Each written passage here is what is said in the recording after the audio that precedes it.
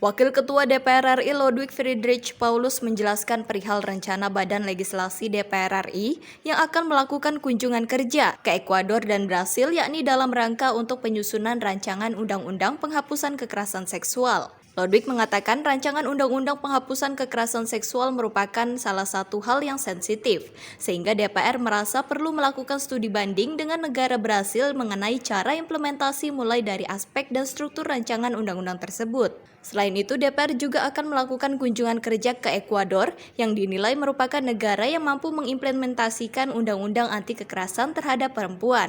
Nantinya DPR akan melihat perbedaan antara Brasil dan Ekuador dalam mengatasi persoalan kekerasan seksual agar Indonesia nantinya dapat mengimplementasikan undang-undang tersebut dengan baik. Berikut pernyataan lengkap pimpinan DPR RI Lodwig Friedrich Paulus kepada wartawan. Terima kasih yang saya hormati Pak Dasko, pimpinan DPR RI, Pak Gobel, pimpinan DPR RI, dan rekan-rekan wartawan. Seperti kita ketahui bahwa proses penyusunan rencana kunjungan kerja ini sudah berlangsung lama, ya. Dan mungkin pertanyaannya apa sih urgensinya, ya, tentang korelasi antara RUU yang sudah dibuat dengan negara yang akan dikunjungi. Nah, kebetulan mungkin rekan-rekan media bertanya, apa sih tujuan kita harus ke Brazil? Apa tujuan kita harus ke Ekuador? Nah, dua negara ini menjadi tujuan utama terkait dengan rencana aplikasi implementasi dari RUU tindak kekerasan terhadap perempuan. Pertama Brazil, ya. Brazil adalah suatu negara yang dianggap masalah kekerasan seksual itu seperti apa, ya? Sudah kebudayaan, ya. Sudah menjadi budaya negara tersebut. Tetapi pada dasarnya bangsa Brasil tidak menginginkan itu, ya, terjadi. Sehingga dibentuklah suatu kementerian di bawah seorang perempuan, dan di situ ada yang bagian yang mengatur tentang kekerasan seksual. Nah, ini ada suatu kondisi budaya, ada sesuatu kondisi yang masyarakat tidak ingin itu terjadi. Sehingga dibentuklah suatu lembaga yang khusus mengatur itu, tentunya didukung dengan undang-undang yang ada. Nah, kaitan dengan itu maka DPR RI, ya, dalam hal yang dibalik ingin melaksanakan suatu studi banding. Bagaimana sih mereka melakukan itu? Kalau kita komparasi antara kita ini sebagai bangsa, ya, kalau di sana dianggap sebagai kultur, nah kita kan tidak, ya. Tetapi ada sesuatu yang tentunya kita perlu petik, ya, dari bagaimana mengimplementasikan dari aspek struktur atau kelembagaan dan perundang-undangan. Itu yang pertama untuk Brasil. Kedua, Ekuador. Nah, Ekuador juga sama. Di Ekuador itu suatu negara yang setelah kita adakan kajian, ya, merupakan suatu negara yang mampu mengimplementasikan tentang undang-undang tentang anti kekerasan terhadap perempuan. Nah, di sana sudah berjalan. Nah, di sana memang tidak diatur secara spesifik tentang kekerasan seksual, tetapi diatur dalam konteks domestik. Tapi itu juga kita melihat.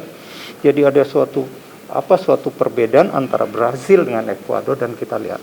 Nah, kalau Brasil Ekuador, ya, terlihat mereka mampu melaksanakan suatu kerjasama dengan pihak kepolisian. Jadi istilah law enforcement-nya itu akan sangat terlihat dengan adanya pihak kepolisian. Nah, itu yang kita ingin melihat, sehingga nantinya saat uji publik ataupun tahapan selanjutnya dari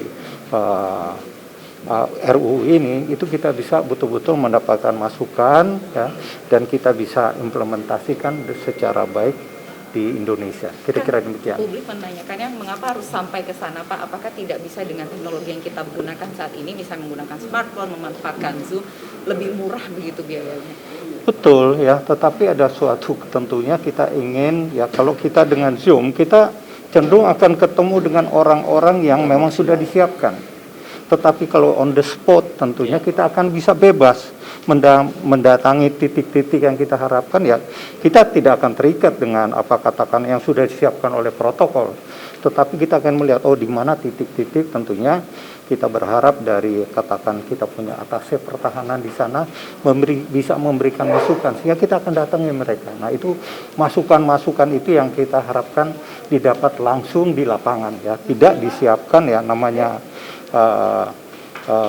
pertemuan secara online tentunya ada keterbatasan. Tapi dengan itu kita lihat kumpul sekelompok orang kita bisa mendengarkan apa keluhan dia, bagaimana implementasi dia. Mungkin kita juga datangi terkait orang-orang yang melaksanakan pelanggaran terkait dengan ini kita akan cari masukan. Kira-kira seperti itu.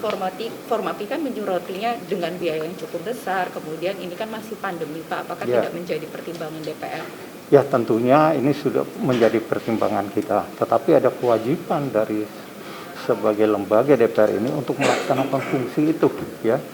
Pada gilirannya kita tidak ingin setelah undang-undang jadi ternyata dikomplain orang ya, menjadi masalah karena kita tidak melakukan suatu studi banding, tidak melakukan masukan. Ini terus terang undang-undang seperti ini kan sensitif ya. Sensitivitas inilah yang kita harapkan kita dapat masuk yang lebih itu ya. Tentunya ada perhitungan risiko termasuk tadi kondisi pandemi, itu pun kita lihat apakah negara itu menerima. Kalau negara itu menerima ya kita itu jadi situasi pandemi kita tahu ya, pandemi Covid ini kita sadar masalah itu dan kita juga berusaha keras untuk menurunkan dan alhamdulillah kondisi sekarang kita lihat PON di Papua bisa berjalan yang masyarakat kumpul karena situasi pandemi sudah bagus. Nah, kita juga ingin melakukan hal yang sama ke negara lain dengan catatan negara itu welcome kepada kita, menerima kita dan kita bisa melakukan aktivitas yang diharapkan oleh katakan DPR ini sesuai dengan matrik yang kita sudah siap. Dari Jakarta, Sri Dewi Andayani, Halida Diani Sina melaporkan untuk Sinpo TV.